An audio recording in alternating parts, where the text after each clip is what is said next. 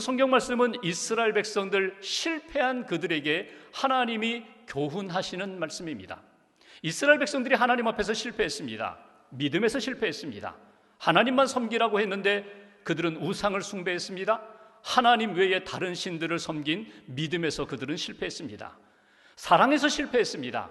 하나님의 그 큰 은혜와 사랑을 받았음에도 불구하고 하나님을 진심으로 사랑하지 못한 사랑에서 그들은 실패했습니다. 실패한 그들을 향하여 하나님이 말씀을 하십니다. 돌아오라, 내게로 돌아오라. 그 실패의 자리에 주저앉지 말고 내게로 돌아오라. 회개하며 돌아오면 내가 너희를 용서하리라, 내가 너희를 회복시키리라. 하나님께서 이스라엘 백성들 다시금 돌아올 때에 하나님은 그들에게 어떤 은혜를 베풀어 주시는가, 그리고 그 은혜 가운데 이스라엘 백성들은 어떻게 회복되는가, 어떤 복을 받아 누리게 되는가, 그것이 오늘 본문을 통하여 우리가 교훈을 얻게 되는 내용입니다. 먼저 본문 4절 말씀을 봉독하겠습니다. 4절 제가 봉독합니다. 내가 그들의 반역을 고치고 기쁘게 그들을 사랑하리니 나의 진노가 그에게서 떠났음이니라. 나의 진노가 그들에게서 떠났다. 내가 그들을 고치리라. 내가 그들을 사랑하리라. 그런데 어떻게 사랑하신다고요? 기쁘게 사랑하리라. 전에는 죄 가운데 있던 이스라엘 백성들을 참 가슴 아프게 눈물 흘리며 사랑했는데 이제는 그들이 돌아올 때에, 회개하며 돌아올 때에 내가 그들을 용서하리라, 고치리라, 기쁨으로 사랑하리라. 이것이 오늘 하나님이 이스라엘 백성들에게 주시는 말씀입니다. 이렇게 그들을 고치고 기쁨으로 사랑하게 된 배경이 무엇일까요? 본문 앞에 있는 1절부터 3절에 보면은 하나님이 그들에게 이렇게 말씀하십니다. 1절에 돌아오라, 여호와께로 돌아오라, 회개하며 돌아오라. 2절에 보시면 너희들이 올 때 입술의 열매를 가지고 오라는 거예요. 몸만 오지 말고, 재물만 가지고 오지 말고 신앙 고백을 가지고 나오라는 거예요. 하나님, 제가 죄인입니다. 제가 잘못했습니다. 용서를 구하고 하나님 앞에서 오직 나는 하나님만 의지하겠습니다. 입술의 열매, 믿음의 고백을 가지고 주님 앞에 돌아오라. 3절에 보시면 하나님 앞에 올 때에 우상, 너희가 만든 우상 다 내려놓고 앗수로 세상 의지하지 않고 이제는 하나님만 의지하겠습니다.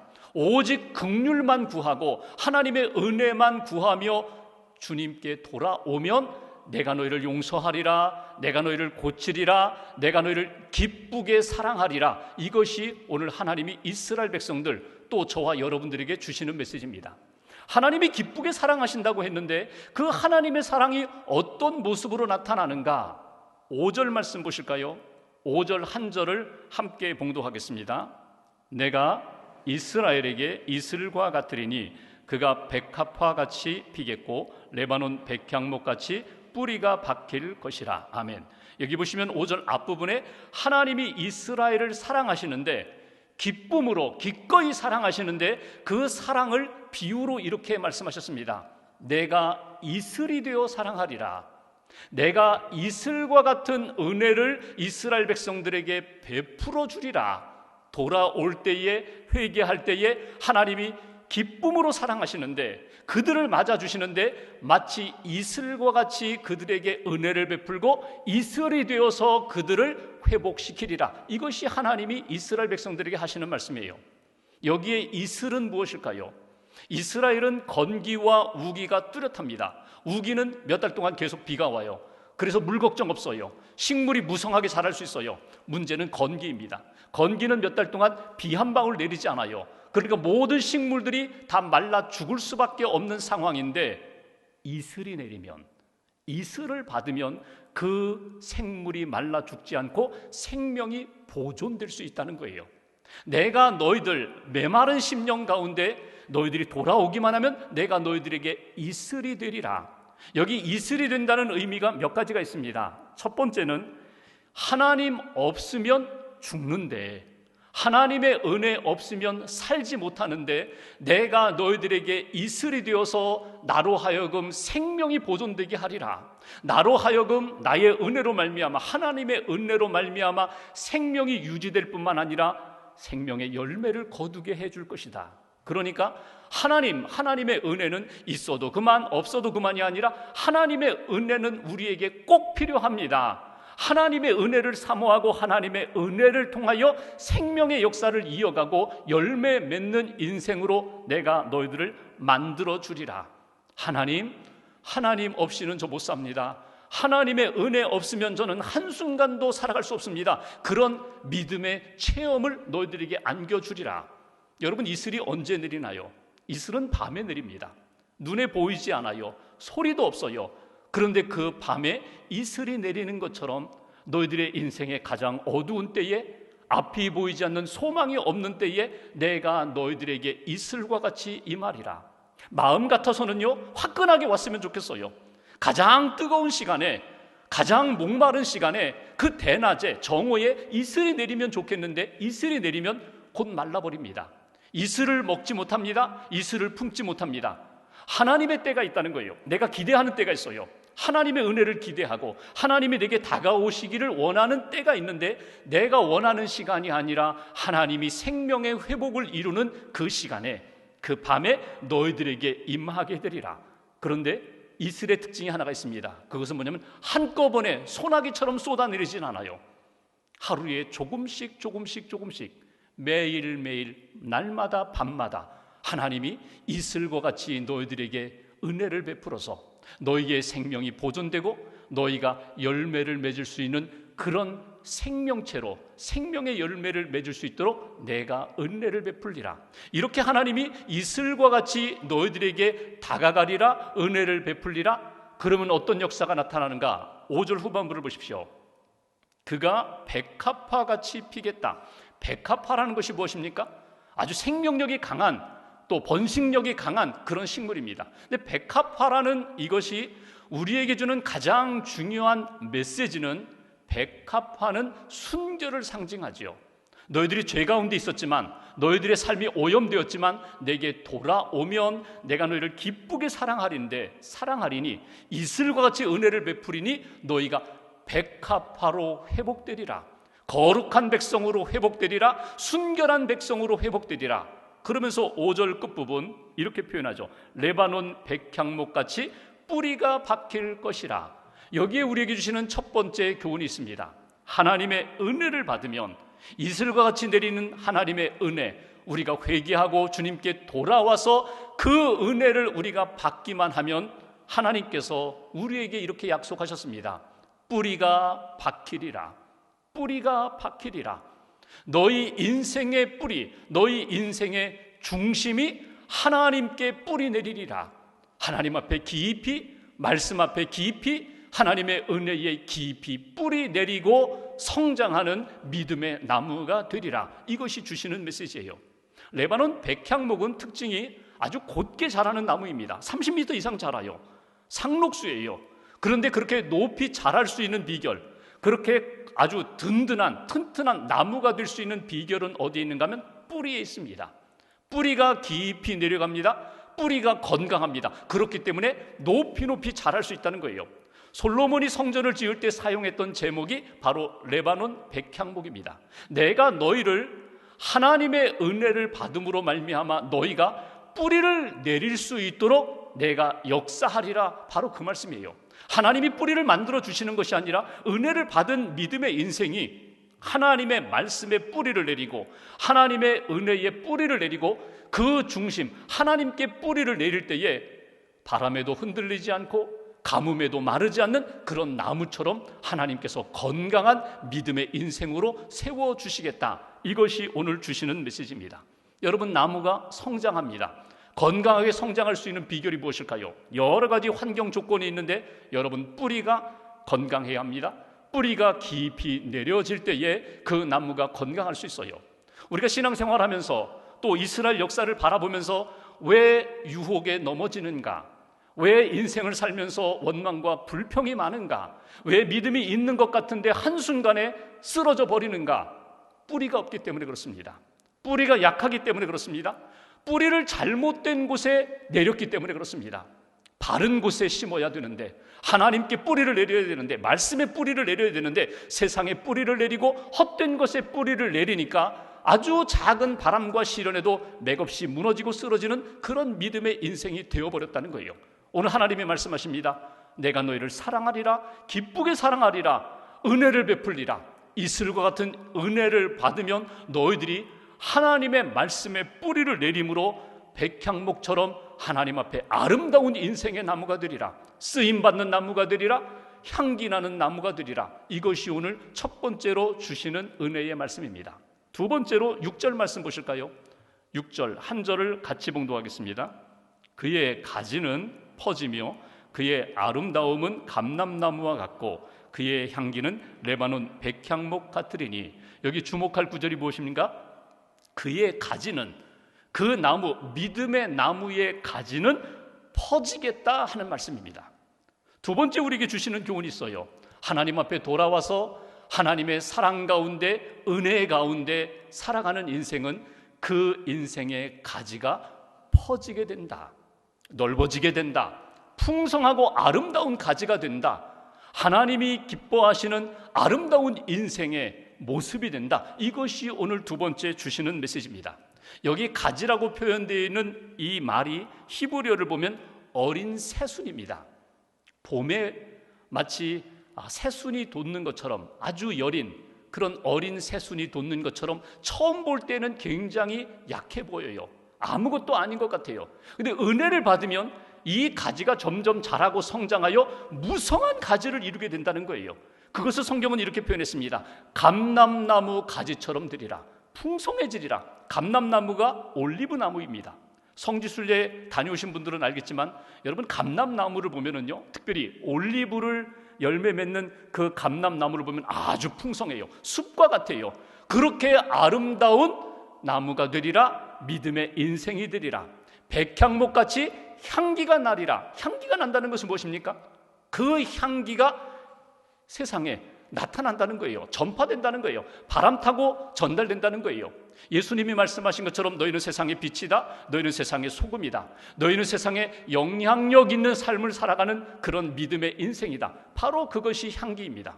너희들이 하나님의 은혜를 받고 믿음의 뿌리를 내리면 그 나무 가지가 무성한 나무가 되어서 풍성한 모습이 되는 것처럼 내가 너의 인생을 그렇게 만들어 주리라. 여러분, 거울을 한번 보세요.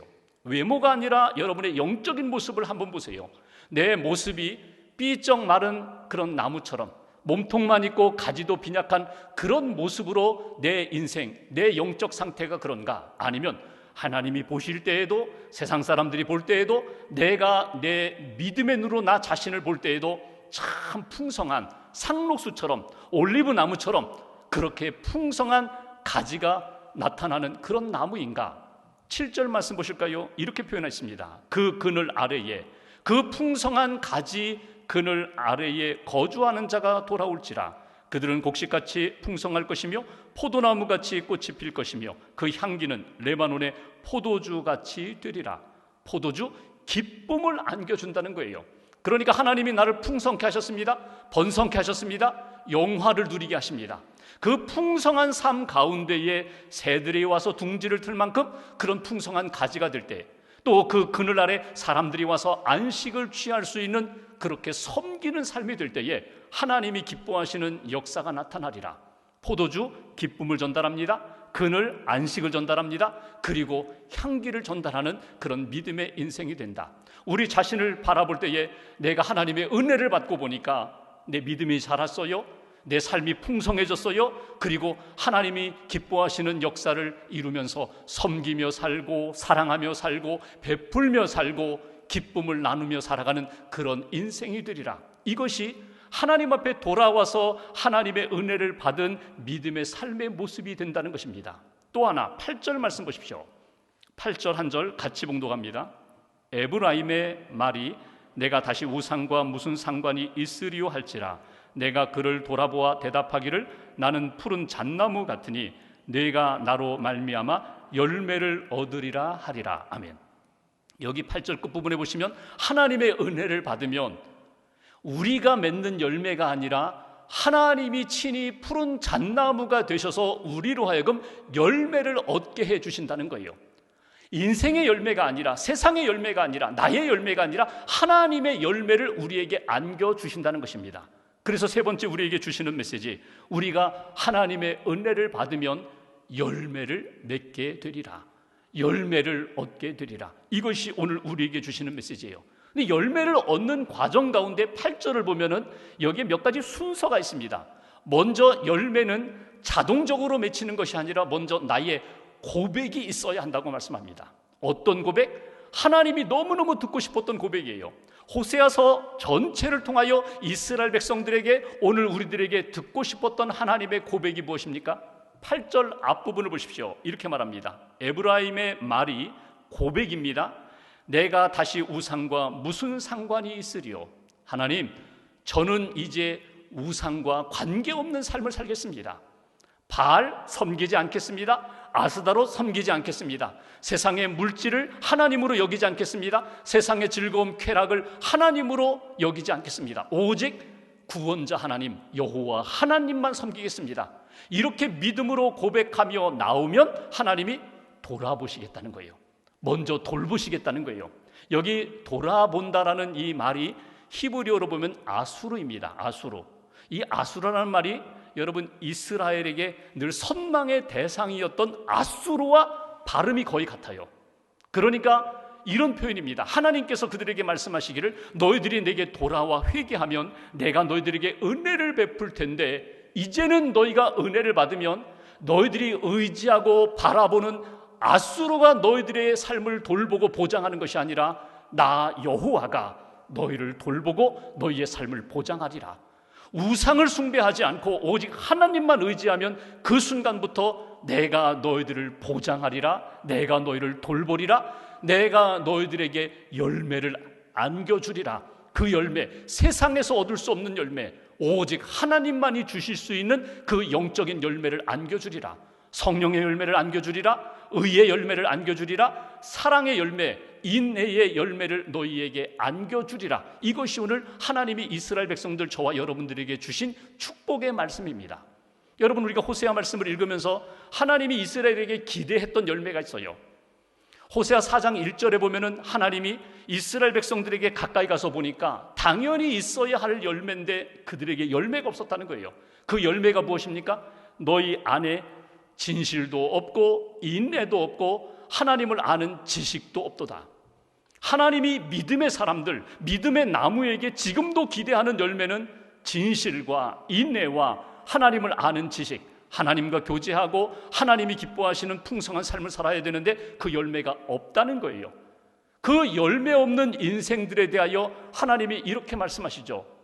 호세아와 고멜이 결혼하여 세 자녀를 낳았는데 그 이름을 친히 지어주셨습니다. 첫 번째 이름이 뭐예요? 첫째 아이, 남자의 이름이 이스르엘이라고 이름을 짓습니다. 이스라엘, 하나님이 흩어버리시겠다는 거예요. 하나님이 심판하시겠다는 거예요. 하나님 앞에서 사랑과 믿음 없는 너희를 내가 심판하리라. 둘째, 딸을 낳았어요. 로 루하마, 긍휼이 없다. 셋째, 로 암미, 암미 내 백성인데 너희들은 내 백성이 아니야. 너희는 이제 내 자식이 아니야. 하나님이 그렇게 세 자녀에게 이름을 친히 지어주시면서 이스라엘의 영적 상태가 지금 바로 이렇다는 거예요. 그런데 그럼에도 불구하고 너희들이 돌아오기만 하면 내가 너희들에게 은혜를 베풀리라, 내가 너희들에게 열매를 안겨주리라. 그 열매가 무엇입니까? 진실의 열매를 맺게 되리라, 인애의 사랑의 열매를 맺게 되리라, 하나님과 교제하면서 하나님을 아는 지식의 열매를 맺게 하리라. 이스라엘, 내가 너희를 심판하려고 했는데 너희들을 이스라엘로 바꿔주리라. 하나님이 다스리시는 나라와 인생으로 바꿔주리라. 로루하마, 긍휼이 없었는데 내가 너희들에게 긍휼을 베풀러 주리라. 로암미, 하나님의 백성이 아니었는데 이제 너희는 내 백성. 암미, 너희는 내 백성이 되리라. 이것이 오늘 하나님이 이스라엘 백성들에게 약속하신, 복을 주신 그런 내용입니다. 오늘 하나님 앞에서 은혜를 받고 믿음의 뿌리를 내리고 하나님이 풍성케 하시는 그 은총 가운데 살아가며 열매를 얻게 되는데 나는 어떤가? 내 인생의 나무는 어떤가? 나의 영적인 상태는 어떤가? 나는 정말 하나님이 기뻐하시는 의와 믿음의 나무가 되어서 하나님이 기뻐하시는 열매를 맺고 있는가? 만약 그 열매가 없다면, 만약 그 풍성함이 없다면, 만약 내가 믿음으로 하나님의 말씀에 뿌리를 내리지 못하고 있다면 다시금 돌아와 은혜를 통하여서 회복되어야 한다. 이것이 오늘 마지막으로 호세아를 통하여 하나님이 우리에게 주시는 메시지입니다. 오래전 뉴욕에 찰스라는 분이 있었습니다. 이분은 사업가입니다. 성공한 사업가입니다. 돈도 많이 벌었어요. 재벌이에요. 그런데 알코올 중독자예요. 어느 날 쓰러졌습니다. 병원에 실려갑니다. 그리고 당시 알코올 중독 치료에 관한 권위자 윌리엄 실크워즈 박사를 만나게 됩니다. 그리고 그분의 이 회복 치료 프로그램에 의해서 알코올 중독을 치료받았습니다. 시간이 지나서 이제 환자를 돌려보내면서 이 윌리엄이 찰스에게 이런 이야기를 합니다. 치료는 끝났습니다. 이제는 더 이상 알코올 중독에 빠지지 않을 것입니다. 그런데 당신이 너무나 알코올 중독에 빠져 있었기 때문에 뇌가 많이 손상되었습니다. 이건 제가 고칠 수가 없습니다. 손상된 뇌에 대해서는 제가 치료할 수 없습니다. 아니, 당신은 권위자인데 당신이 못 고친다면 이 세상에 누가 내 상한 이 뇌를 고칠 수 있겠느냐고. 그때 윌리엄이 찰스에게 이런 이야기를 합니다. 한 분이 계시다고. 당신의 그 상한 뇌를 고칠 수 있는 딱 한 분이 계시는데 그분 한번 찾아가 보면 어떨까? 근데 그분이 굉장히 이 치료비가 비싸다고. 얼마나 되냐고. 내가 돈이 많은데 내가 얼마든지 내가 비용을 지불할 수 있다고. 도대체 얼마를 필요로 하느냐고. 그때 윌리엄이 이야기합니다. 그분은 돈이 아니라 당신의 삶 전체를 원하신다고. 당신의 생활, 당신의 삶 전체를 원하시는데 그 대가를 지불하고 그분을 만나 치유받을 수 있다고. 그분이 누구냐고. 도대체 누구냐고. 그분이 예수 그리스도시라고. 예수 그리스도를 만나면 당신의 손상된 모든 상처와 아픔이 치유될 것이라고. 내가 어디 가면 그분을 만날 수 있느냐고. 성경 속에서 그분이 기다리고 계시다고. 신약 성경에 들어가시면 그분이 당신을 만날 준비를 하고 있다고. 그날 저녁에 돌아가서 이 찰스라는 사람이 신약 성경을 읽기 시작합니다. 그렇게 며칠을 읽다가 어느 날 밤에 그 예수님을 만나고 싶은 거예요. 그 예수님을 만나고 싶은 거예요. 그래서 밤 11시에 맨하탄에 있는 교회를 찾아갑니다. 가니까 다 문이 닫혔죠. 어느 한 교회 그 정문 옆에 대리석 벽에다가 머리를 기대고 그가 이렇게 외칩니다. 예수님, 예수님 사랑합니다. 저 좀 도와주십시오. 예수님, 제가 잘못 살았습니다. 제가 너무너무 죄가 많습니다. 저를 좀 용서해 주십시오. 저를 좀 고쳐주십시오. 저를 좀 도와주십시오. 그런데 어느 순간에 한 손이 자기 어깨에 탁 얹혀지는 거예요. 아주 크고 부드러운 손이 자기 어깨에 얹혀져서 이렇게 고개를 돌리고 보니까 예수님의 손, 그 피 묻은 손이 자기 어깨에 이렇게 올려져 있는 거예요. 그분을 만난 것입니다. 예수님을 만났어요. 그리고 예수님을 만나면서 그의 상처와 손상된 부분이 회복됐다는 거예요. 그리고 그가 새 삶을 살게 되었다는 것입니다. 여러분, 호세아를 우리가 마무리하면서 꼭 잊지 마셔야 할 것이 있어요. 하나님의 사랑은 변함이 없어요. 하나님의 사랑은 변함이 없어요. 변하는 것은 내 마음이고 내 감정이고 내 의지이지 하나님은 변함이 없으세요. 하나님의 사랑도 변함이 없으세요. 우리를 바라보시면서 눈물 흘리며 안타까워하면서 사랑하시기도 하지만 우리를 기쁨으로 사랑하세요. 돌아오기만 하면, 하나님의 은혜로 회복되기만 하면 우리를 다시금 믿음의 나무가 되게 하시고 풍성한 열매를 맺게 해주시는 그 하나님의 사랑으로 다시금 회복되는 저와 여러분들 되시기를 주님의 이름으로 기원합니다.